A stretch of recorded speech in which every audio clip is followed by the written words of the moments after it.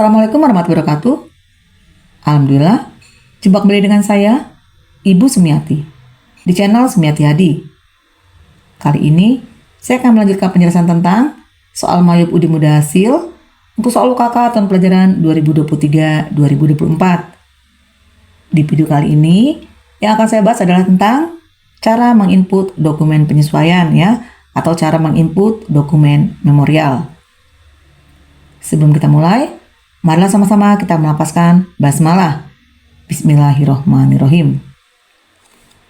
Ini adalah dokumen penyesuaian yang akan kita input ya.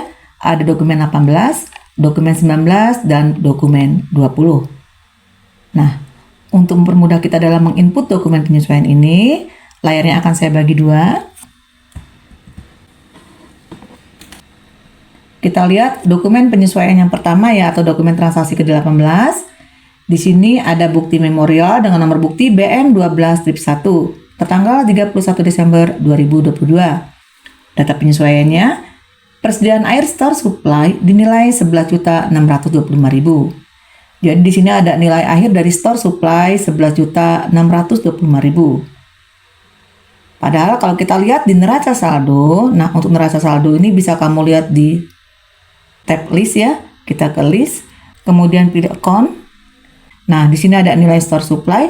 Nah, nilai store supply-nya ini senilai 14.200.000. Ya. Jadi di neraca saldo nilai store supply 14.200.000, sementara ketika lihat di data penyesuaian ini menurun jadi 11.625.000. Berarti di sini nilai store supply berkurang. Ya, berkurang sebesar, kita hitung di sini untuk pengurangannya. Awalnya nilai store supply adalah 14.200.000.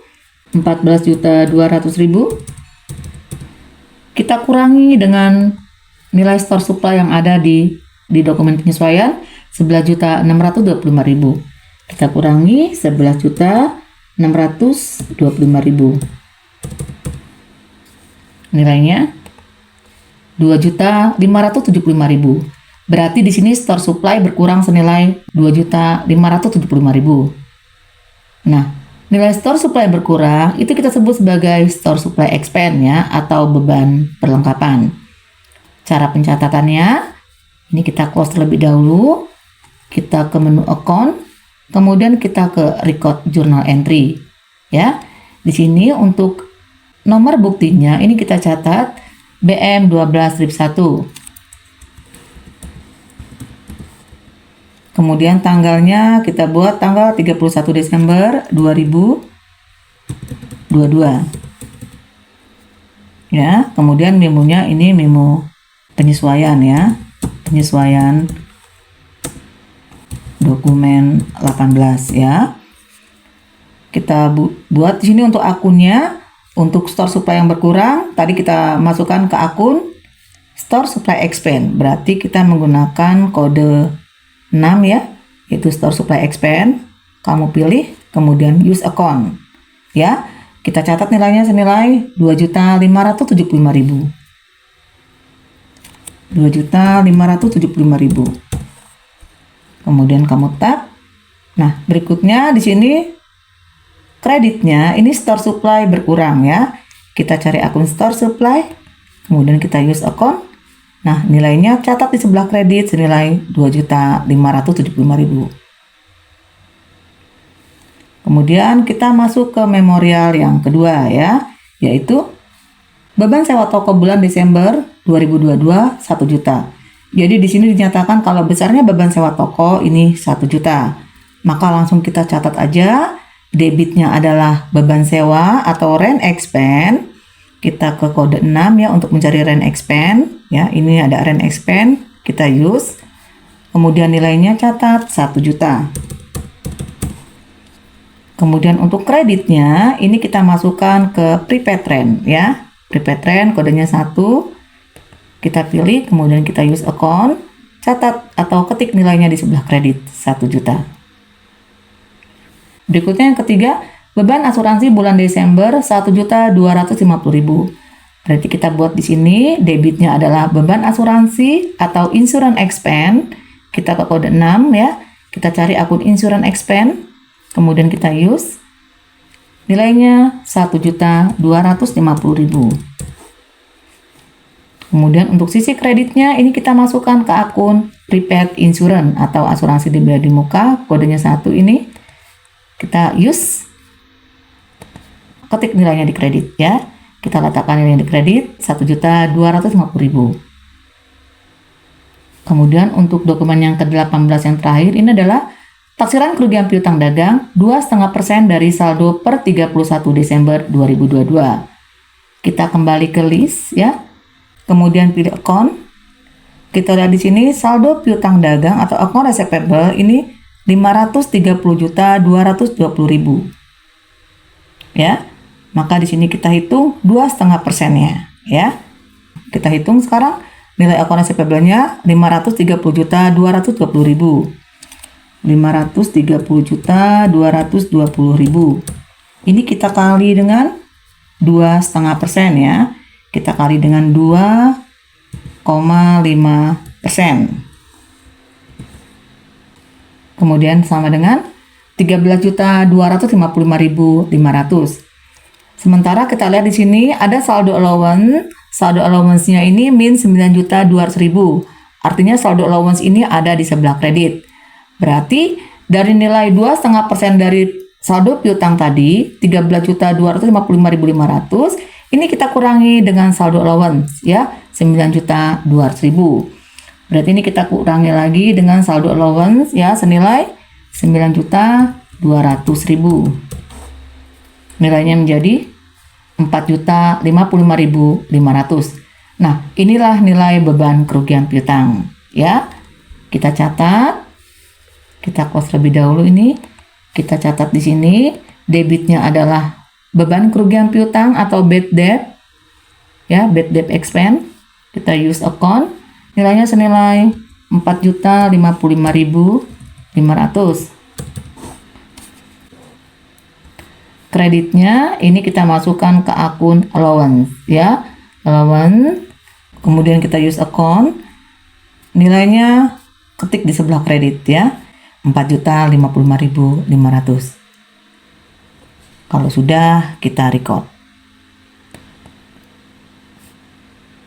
Selesai untuk dokumen transaksi 18. Nah, berikutnya kita ke dokumen 19 ya. Dokumen 19 dengan nomor bukti BM 12-2, tanggalnya 31 Desember 2022. Kita buat di sini BM 12-2. Tanggalnya tanggal 31 Desember 2022. Kemudian memonya adalah dokumen transaksi ke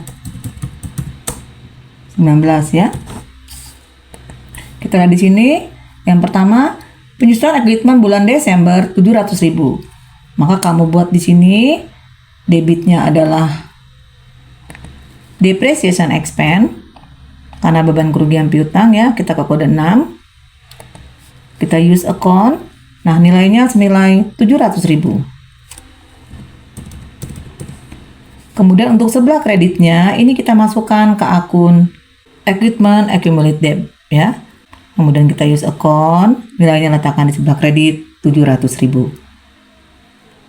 Kemudian data penyesuaian berikutnya adalah gaji bulan Desember sebesar 3.550.000 akan dibayar tanggal 2 Januari 2022. Berarti ada beban gaji tapi belum dibayar. Nah, ini menimbulkan utang gaji ya. Maka kita buat di sini debitnya adalah beban gaji. Beban gaji ini kita masukkan ke akun wages and salaries ya. Kita pilih, kemudian use account. Nilainya senilai 3.550.000. Kemudian kreditnya ini kita masukkan ke akun hutang gaji ya. Nah, karena tidak ada akun hutang gaji, kita masukkan ke akun expense payable ya. Kita use account, nilainya letakkan di kredit 3.550.000. Kalau sudah, kita record. Berikutnya dokumen transaksi yang terakhir ya, yaitu yang ke-20. Kita buat di sini. Nomor buktinya adalah BM 12-3, kemudian tanggalnya tanggal 31 Desember.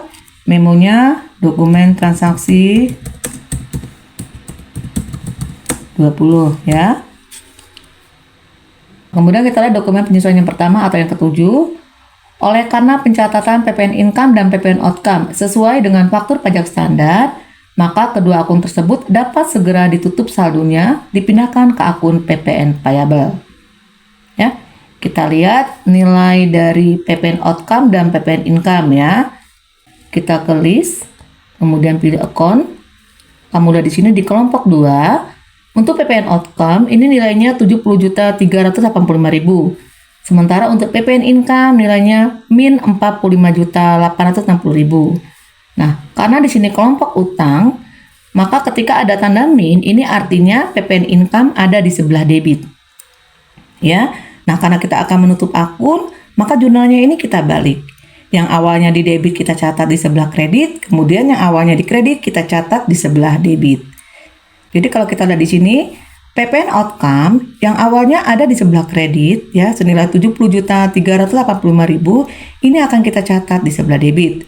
Sementara PPN income yang nilainya 45.860.000 karena ini awalnya dia ada di sebelah debit, jadi kita catat di sebelah kredit. Nah, selisihnya karena besaran sisi debit ya, selisihnya nanti kita letakkan di kredit. Kita masukkan ke akun PPN payable. Ya. Jadi cara pencatatannya kita buat di sini. Debitnya adalah PPN outcome. Kita use. Kemudian nilainya senilai. Kita lihat nilai PPN outcome ya. PPN outcome ini nilainya 70.385.000. Maka kita catat 70.385.000. Kemudian kita tap ya. Nah, kreditnya ini kita masukkan ke akun PPN income. Kita use. Nah, nilai PPN income ini catat di sebelah kredit. Nilainya kita kembali lihat ke neraca saldonya ya. Untuk PPN income nilainya 45.860.000. 45.860.000. Ya, kemudian kita tap ya. Selisihnya ini masukkan ke akun PPN payable ya. Kita pilih PPN payable, kemudian use account. Karena besaran sisi debit, selisihnya letakkan di kredit. Senilai otomatis sudah ada ya, 24.525.000. Kalau sudah, kita ke data penyesuaian yang ke-8 ya. Kita lihat di sini, hitung pajak penghasilan badan dengan ketentuan tarif terbaru, 0,5% dari peredaran bruto. PPh final bulan Desember adalah 0,5% dari penjualan bruto bulan Desember. Catat PPh ke dalam income tax expense dan income tax payable. Kalau kita lihat di sini, nah di sini tarifnya sebenarnya agak rancu ya. Awalnya dinyatakan kalau besarnya tarif PPh itu adalah 0,5% dari peredaran bruto. Sementara ada penjelasan lanjutan kalau PPh final bulan Desember ini 0,5% dari penjualan bruto bulan Desember. Berarti di sini kita menghitung tarifnya bukan dari peredaran bruto, tapi kita menghitung tarifnya dari 0,5% dari penjualan bruto yang bulan Desember ini. Jadi khusus penjualan bruto bulan Desember. Kita hitung dari penjualan bruto saja. Nah, untuk menghitung tarif pajak sebesar 0,5% dari penjualan bruto bulan Desember, kamu harus tahu terlebih dahulu berapa penjualan bruto untuk bulan Desember. Ya. Untuk mengetahui penjualan bruto bulan Desember, ya, kita ke menu window ini. Kemudian kamu pilih Command Center ini. Kemudian kita pilih report. Di kelompok account ini ada trial balance. Kamu display. Nah, ini adalah tampilan trial balance-nya. Nah, yang di sebelah kiri ini adalah trial balance khusus bulan Desember.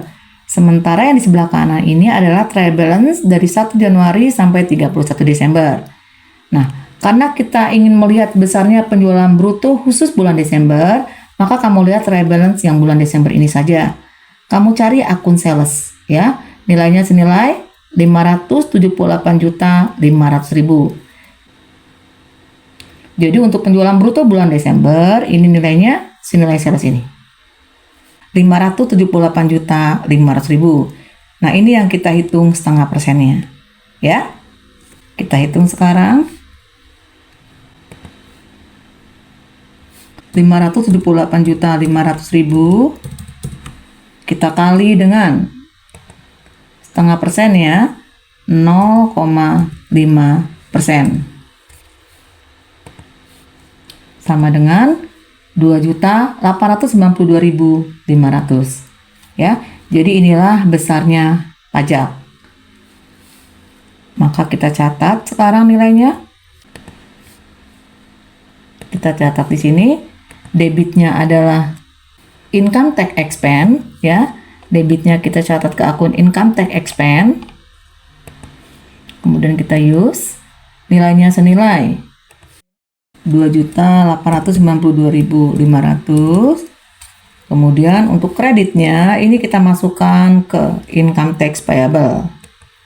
Ya, kita use account dengan nilai yang sama, 2.892.500. Kalau sudah, kita record.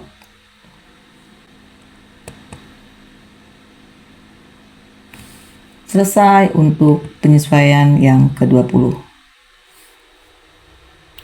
Berikutnya, kalau sudah, kita bisa mencetak laporan keuangan. Nah, untuk pencetakan laporan keuangan, ini akan saya jelaskan di video pembelajaran saya berikutnya. Demikianlah video pembelajaran dari saya. Semoga video pembelajaran kali ini bermanfaat. Sampai bertemu di video pembelajaran berikutnya. Jangan lupa subscribe, like, comment, and share. Saya akhiri. Wassalamualaikum warahmatullahi wabarakatuh.